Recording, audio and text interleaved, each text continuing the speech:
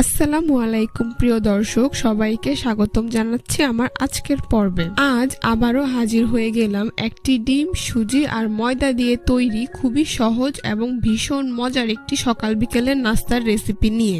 ঘরে থাকা সামান্য উপকরণ দিয়ে খুবই অল্প সময়ে তৈরি এই নাস্তাটি একবার বানিয়ে মাস জুড়ে সংরক্ষণ করে খাওয়া যাবে। সকাল বিকেলের নাস্তা হিসেবে কিংবা বাচ্চাদের টিফিনের জন্য বাসায় ছোট বড় সকলেই এটি খুবই পছন্দ করবে। তো চলুন রেসিপিটি দেখে নিচ্ছি। এই রেসিপিটি তৈরি করার জন্য প্রথমে একটি মিক্সিং বলে একটি ডিম ভেঙে নিয়ে নিচ্ছি। 1/3 কাপ পরিমাণ চিনি দিয়ে দিচ্ছি স্বাদ মতো লবণ। এখন হ্যান্ড বিটার দিয়ে খুব ভালো করে বিট করে নেব, যাতে এর মধ্যে কোনো প্রকার লাম্পস না থাকে আর চিনি গলে ডিমের সাথে মিশে যায়। যখন চিনি খুব ভালো করে ডিমের সাথে মিশে যাবে তখন এর মধ্যে 1/3 কাপ পরিমাণ সুজি দিয়ে দিচ্ছি। সুজি ডিমের সাথে খুব ভালো করে মিশিয়ে নেব।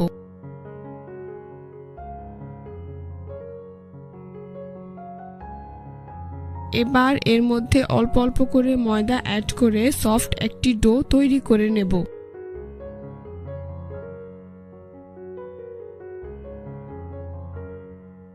আমার ডোটা তৈরি করতে প্রায় 1.5 কাপের মতো ময়দা লেগেছে।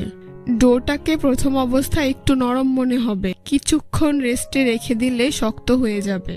এখন ঢাকনা দিয়ে ঢেকে রেখে দেব প্রায় 10 থেকে 15 মিনিটের জন্য। এর মধ্যে ডোটা ভালো করে সেট হয়ে যাবে। 10 মিনিট পর ঢাকনা সরিয়ে ডোটাকে একটু মথে নেব। তারপর ডোটাকে রোলের মতো শেপ দিয়ে নেব। এখন এটাকে সমান 3 ভাগে ভাগ করে নেব। এখান থেকে একটি লেচি নিয়ে এভাবে চিকন লম্বা রোলের মতো শেপ দিয়ে দিচ্ছি। তারপর একটি ছুরির সাহায্যে ছোট ছোট করে কেটে নেব। সবগুলোকে প্রায় 1 থেকে 1.5 ইঞ্চি লম্বা করে কেটে নিচ্ছি।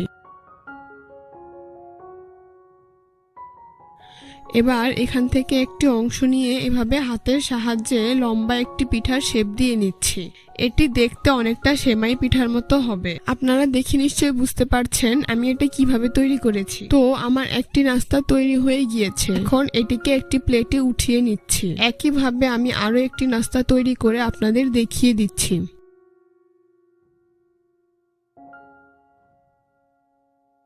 সবগুলো নাস্তা আমি একইভাবে তৈরি করে নিয়েছি।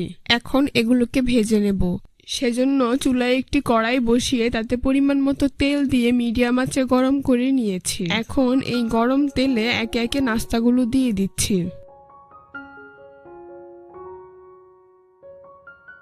নাস্তাগুলো ভাজার সময় অবশ্যই চুলার আঁচ মিডিয়াম টু লো হিটে রাখতে হবে।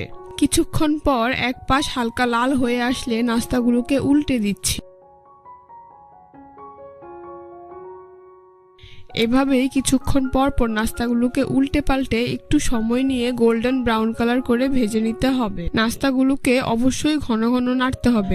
তো আমার নাস্তাটি ভাজা হয়ে গিয়েছে। এখন ছাঁকনির সাহায্যে তেল ছেঁকে একটি প্লেটে উঠিয়ে নিচ্ছি। বাকি নাস্তাগুলো আমি একইভাবে উঠিয়ে নিয়েছি। তারপর পরিবেশন করে আপনাদের দেখিয়ে দিচ্ছি। দেখুন মাশাআল্লাহ, নাস্তাগুলো দেখতে কতটা সুন্দর এবং কতটা লোভনীয় হয়েছে। এটি খেতেও কিন্তু অনেক বেশি মজার হয়েছে। এই নাস্তাটি একটি এয়ারটাইট বক্সে রেখে প্রায় 1 মাস পর্যন্ত সংরক্ষণ করে খেতে পারবেন। আশা করছি রেসিপিটি আপনাদের সবার কাছে ভীষণ ভালো লাগবে। চ্যানেলটি সাবস্ক্রাইব করার অনুরোধ জানিয়ে আজ এখানেই বিদায় নিচ্ছি। আল্লাহ হাফেজ।